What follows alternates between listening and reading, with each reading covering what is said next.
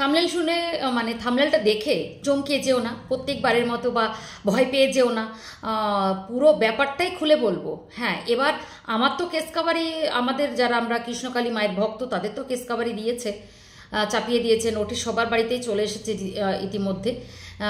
কারণ ওয়াইটিতে এসে অনেক ক্রাইম করে ফেলেছি। হ্যাঁ, তো ব্যাপারটা হচ্ছে ভালো ভিডিওটা করাই হচ্ছে আমাদের অন্যায়, এটাই হচ্ছে বড় কথা। তো সেটা করে অপরাধ করে ফেলেছি, তাই বাড়িতে বাড়িতে সব চিঠি যাচ্ছে এবং জেলও খাটতে হবে, সবই জেনে গেছে। এবং এবার যা জেল খাটার পালা, অবশ্যই থাম্বনেলে দেখেছো ওনার। পুরো ভিডিওটা দেখে তারপরে কমেন্ট করবে, ঠিক আছে?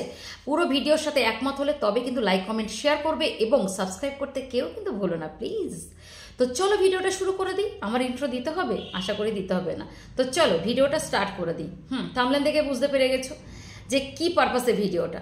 শুধু case case, threatening threatening threatening, গালিগালাজ গালিগালাজ সব কিছুই চলছে। কন্ট্রোভার্সি মানেই গালাগালি মাস্ট, কন্ট্রোভার্সি মানে বাচ্চা অ্যাটাক, কন্ট্রোভার্সি মানে ফ্যামিলি অ্যাটাক, সব কিছু মানে যত রকমের খারাপ জিনিস আছে তার নাম নাকি কন্ট্রোভার্সি। কিন্তু সেটা আমি জানতাম না। যখন আমি কন্ট্রোভার্সি শুরু করেছিলাম তখন কন্ট্রোভার্সিতে আমি যেটা জানতাম যে অন্যায়ের প্রতিবাদ করা, প্রতিবাদের আর এক নাম হয়তো কন্ট্রোভার্সি, সেটা নিয়ে এগিয়েছিলাম। আর আমার কন্ট্রোভার্সি মানে আমার যে ভিডিওটা ভাইরাল হয়েছিল সেটা কন্ট্রোভার্সি, সেটা হচ্ছে দেশ বা দশের হয়ে এবং ঈশ্বরকে অবমাননা করা, সেটা নিয়ে প্রোটেস্ট করা এবং সমাজের একটা মানে একটা খারাপ ঘটনা, মানে একটা ছেলেকে পেশা মানে কি বলবো, ওকে তার বইয়ের ক্রিমিনাল বলে তাকে পিষছিল, সেই জায়গা থেকে প্রোটেস্ট করেছিলাম। তো এই 3-4টে ভিডিওর আমার ওল্ডেজ ভিডিওতে পপুলারে যাবেন, গেলেই দেখতে পাবেন কিসে কিসে আমি ভিডিওতে ভাইরাল হয়েছি। এবং ফেসবুকে ওই যে বললাম জয়শ্রীস ওয়ার্ল্ড বলে একটা চ্যানেল আছে, যেখানে গেলে আপনারা দেখতে পাবেন সেখানেও যে কটা ভিডিও ভাইরাল হয়েছে, মিলিয়নের ঘরে পৌঁছে গেছে, সেই সব ভিডিও কিন্তু সবই কিন্তু প্রোটেস্ট ভিডিও। আর সেই প্রোটেস্ট ভিডিও মানেই কন্ট্রোভার্সি, সেটাই আমি জানতাম না যে মানে কন্ট্রোভার্সির এটার আর একটা নাম হচ্ছে এই যে বললাম যে খিস্তি খাওয়ারি, গালিগালাজ, attack, child attack, family attack, মানে এগুলো, ঠিক আছে? তো সেটা কোনোদিন করিও নি আর করবো না, কারণ কারোর ব্যক্তিগত জীবন আর কারোর ব্যক্তিগত ব্যাপার নিয়ে আলোচনা করার রুচি বোধ না কোনোদিন ছিল না, আজও আছে, আগামী দিনেও থাকবে। এটুকু মানে যেটা করতে এসেছি সেটা হচ্ছে প্রোটেস্ট। ভুল দেখলে সেটাকে তুলে ধরবো, যে অন্যায় করবে সেটাকে দেখবো, তুলে ধরবো। তো চলুন টপিকে আসি। টপিক একটাই, সেটা হচ্ছে আচ্ছা আমরা তো মূর্খ সমাজে, তাই না? আমরা মূর্খ না, আমরা তো শিক্ষিত। বলা হয়েছে যে আমরা নাকি আমরা শিক্ষিত হয়ে কি করে কৃষ্ণকালীন মায়ের নাম বারবার প্রচার করছি, মঙ্গলা মায়ের নাম নিচ্ছি, আজকের এই 2025-এর দোরগোড়ায় এসে কেন আমরা এই মূর্খের মতো কাজ করছি শিক্ষিত হয়েও? ওই যে আবার বলি যে আমি এতটা শিক্ষিত কোনোদিন হতে চাইনি আর চাইবও না, যেখান থেকে দাঁড়িয়ে সৃষ্টিকর্তা, বাবা মা এবং গুরুজনদেরকে ছোট করব, ভুলে যাব, তাই না? তো এটা করব না। তাই সেইখান থেকে দাঁড়িয়ে আজকে যেটা আপনাদের বলতে এসেছি, কাজী নজরুল ইসলামের নাতনিকে সবাই ইতিমধ্যে দেখে নিয়েছেন, যেখান থেকে দাঁড়িয়ে উনি গেছেন আমাদের কৃষ্ণকালী মায়ের মন্দিরে, বর্ধমানের বিখ্যাত কৃষ্ণকালী মন্দিরে উনি গেছেন ভিজিট করতে এবং সবটাই তার তুলে ধরেছেন, আমরা সবাই দেখেছি। সেখান থেকে মঙ্গলামার সেলফি তুলে সেটা শেয়ার করেছেন, ভিডিও করেছেন, ভালো কথা, সবাই দেখেছেন ইতিমধ্যে, আমিও সেই রকম দেখেছি, ভালো কথা। এখন ব্যাপারটা হচ্ছে যে এবার আমি কি বলবো, একজন মানে উচ্চ শিক্ষিত, উচ্চ পদস্থ ঘরের মানে উচ্চ শিক্ষিত ঘরের মানে কি বলবো, মানে আমার না মানে মাথা কাজ করছে না, যেখান থেকে দাঁড়িয়ে একজন কবির বাড়ির একজন হায়ার এডুকেটেড পারসন বলতেই পারি, যেখান থেকে হ্যাঁ উনি কাজী নজরুল ইসলাম ইনস্টিটিউট থেকে পড়াশোনা করেছেন ওনার নাতনি, এবং সব থেকে বড় কথা একজন, আমি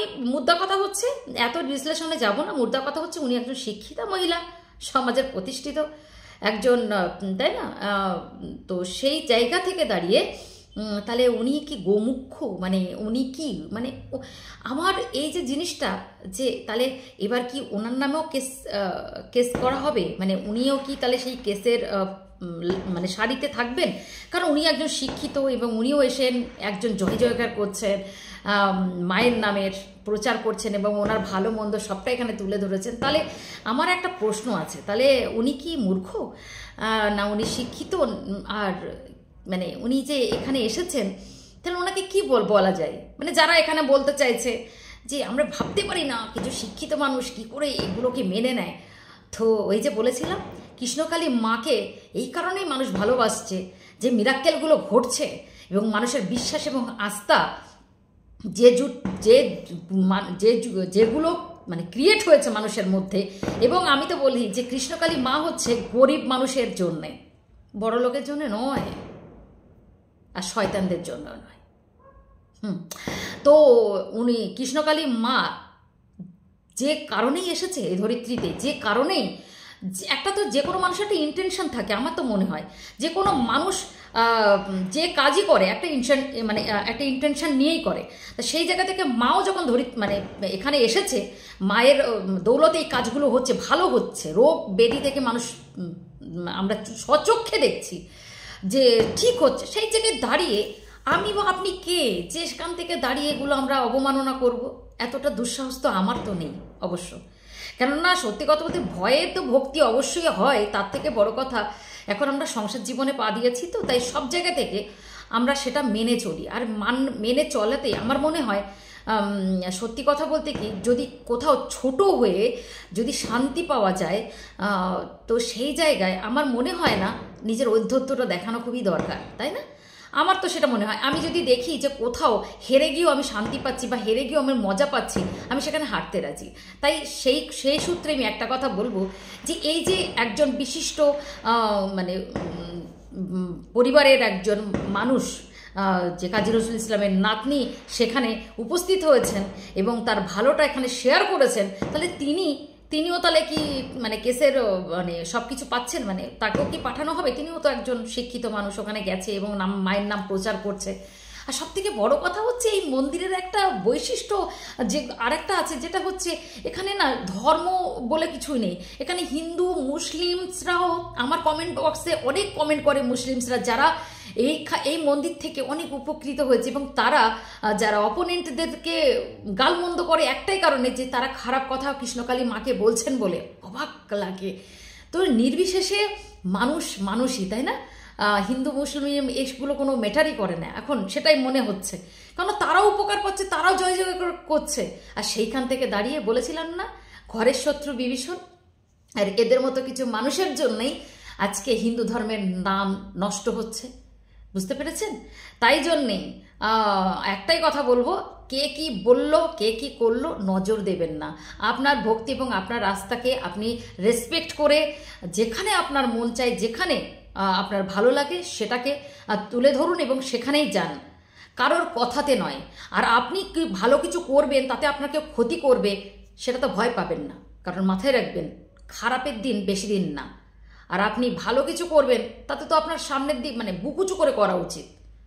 যাই হোক, আমি শুধু একটাই কথা এখানে বলতে এলাম যে অনেক বড় বড় মানুষ তো সেখানে যাচ্ছে এবং উপকৃত হচ্ছে, তাহলে মানে যে কেসের যে লিস্টটা কতটা দূর যাবে পরপর মানে হবে আর কি, সেটাই আমি বুঝতে পারছি না।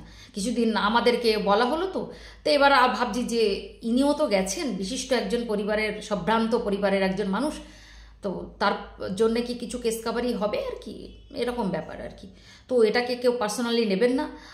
সবাই ভালো থাকুন, সুস্থ থাকুন। আমার সাথে একমত হলে একটু কমেন্ট করে যাবেন। সবাই বলুন যে জয় কৃষ্ণকালী মায়ের জয়। সবাই সুস্থ থাকুন, ভালো থাকুন। আজকের জন্য এইটুকু, দেখা হচ্ছে নেক্সট ভিডিওর সাথে। ততক্ষণ অবধি সবাই নমস্কার।